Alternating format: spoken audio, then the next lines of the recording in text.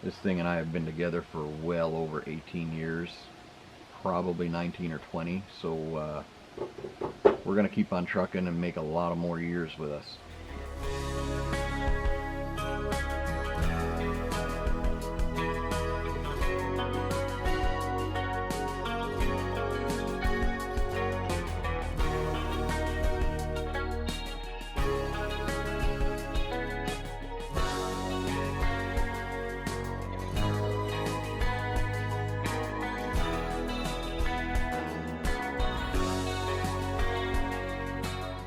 Hey guys, Dave from Dave's Glory Shopworks here, and it runs.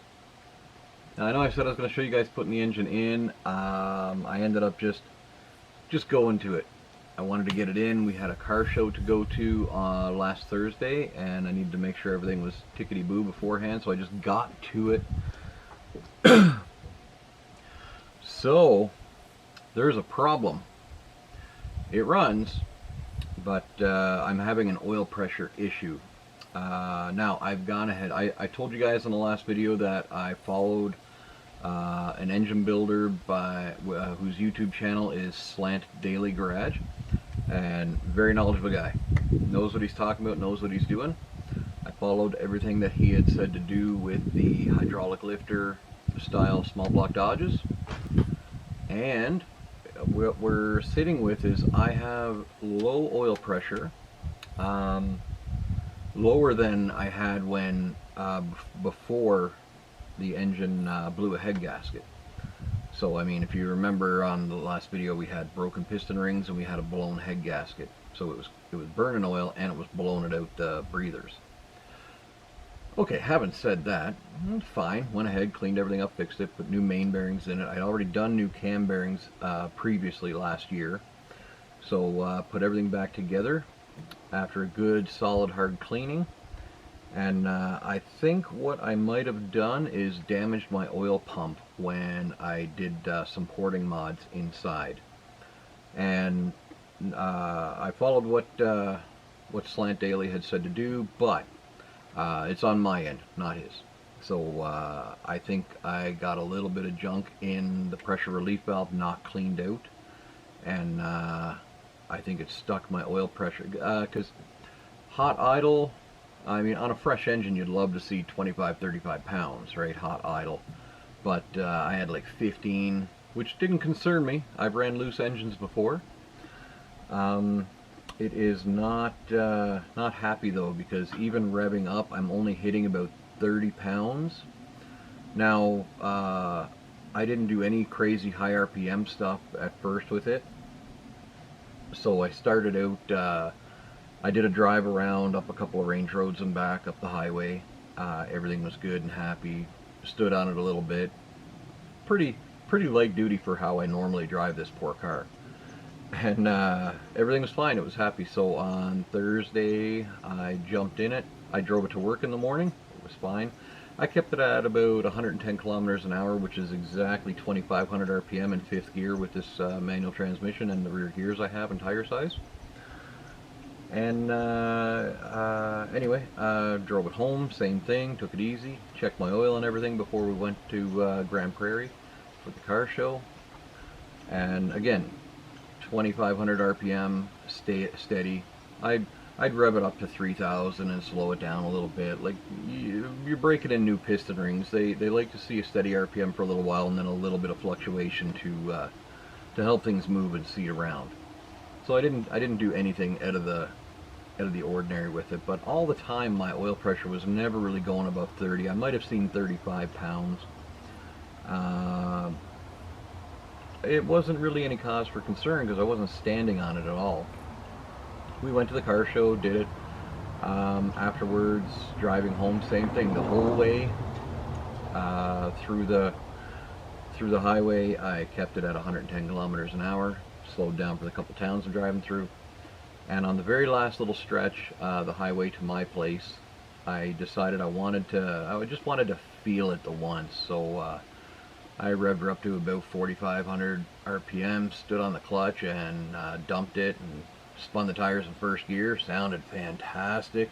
Hit it in second gear and I heard the noise. soon as that happened, I dropped RPM, slowed right down, listened. Everything sounded fine. So I cautiously revved it, or I just drove it easy, 2,000, 2,500 RPM the last 10 kilometers home. Kept an eye on my oil pressure, never fluctuated, it sat there. Unfortunately though, when I got home I pulled in the driveway, and after checking the oil, which is still up there, I fired it up, and you could rev it to about 3,000 RPM, sounds good. You give it a little rev past that, and I can hear you can hear a little bit of a rod knock, and it's very minor. So I don't believe I hurt anything, and that was the only 2 times I heard it, but that's enough for me. What I'm going to do, because I enjoy this little 340, don't get me wrong, it's not my 408 stroker, and I can tell you there's a huge difference in horsepower, but I like how this thing runs. So I'm going to pull the 340 back out, and once I do, off comes the oil pan. I'm going to check all the rod bearings, going to see which one might have a little hammering marks on it, or if it started to spin a little bit. I've already ordered in 1 thou oversized rod bearings, so that will take care of the bottom end of the engine for any slight damages that could be there. I might have to polish some of the crank, but again, no big deal, and I'll measure everything, of course. But do the rod bearings. I noticed a little bit of weeping on the back of the engine, so I've got a spare rear main seal, which was brand new, but sometimes they don't seal up. So I got another rear main seal, I got another oil pan gasket, and I confirmed with Slant Daily, like I said, that there's no other modifications I needed to do. I was wondering if he maybe omitted something in his video, but he didn't. So I'm not worried about the oil mods I did. I am worried that my oil pump decided to die on me. So new high volume oil pump coming. It'll be here in a week. Same thing with the rod bearings and anything extra I thought I might need. I got a new oil pump pickup tube for the oil pan as well. Just cautionary measures.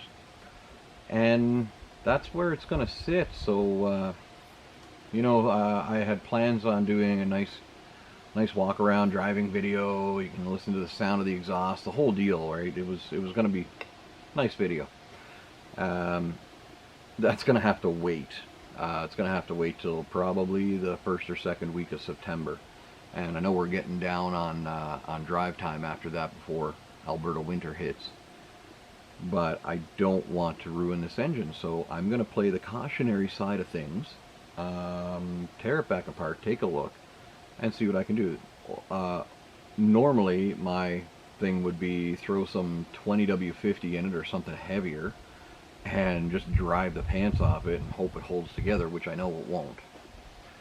We've already got a slight bit of hurt going on, and we're going to repair the hurt before we have any catastrophic failures, because I really don't want to go hunting down more engine parts.